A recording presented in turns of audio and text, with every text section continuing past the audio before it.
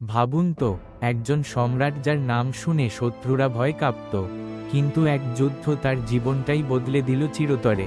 হ্যাঁ, আমি বলছি সম্রাট অশোক আর বিখ্যাত কলিঙ্গ যুদ্ধের গল্প। খ্রিস্টপূর্ব 261 সালে ভারতের ইতিহাসে সবচেয়ে ভয়ঙ্কর যুদ্ধগুলির একটি হল কলিঙ্গ যুদ্ধ। অশোক ছিলেন তখন মগধ সাম্রাজ্যের শক্তিশালী সম্রাট। তার সাম্রাজ্য প্রায় পুরো ভারতকে গ্রাস করে ফেলেছিল। শুধু কলিঙ্গ ছাড়া, অশোক ভেবেছিলেন সহজেই জিতে যাবেন, কিন্তু যুদ্ধটা ছিল ভয়ঙ্কর। হাজার হাজার সৈনিক, সাধারণ মানুষ, নারী, শিশু সবাই জড়িয়ে পড়েছিল এই যুদ্ধে। শেষমেশ অশোক জিতলেও কলিঙ্গ যুদ্ধক্ষেত্র রক্তে ভেসে গিয়েছিল।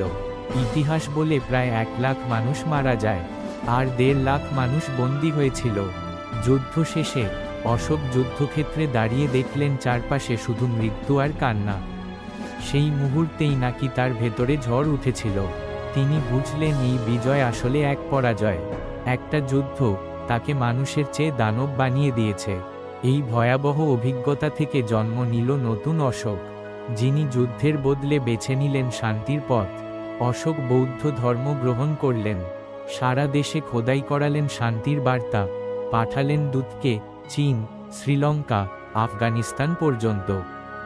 ভাবুন তো, যিনি ইতিহাসে চণ্ডাশোক নামে ভয়ঙ্কর হিসেবে পরিচিত ছিলেন, সেই অশোকই পরে হলেন ধর্মাশোক, শান্তির প্রতীক।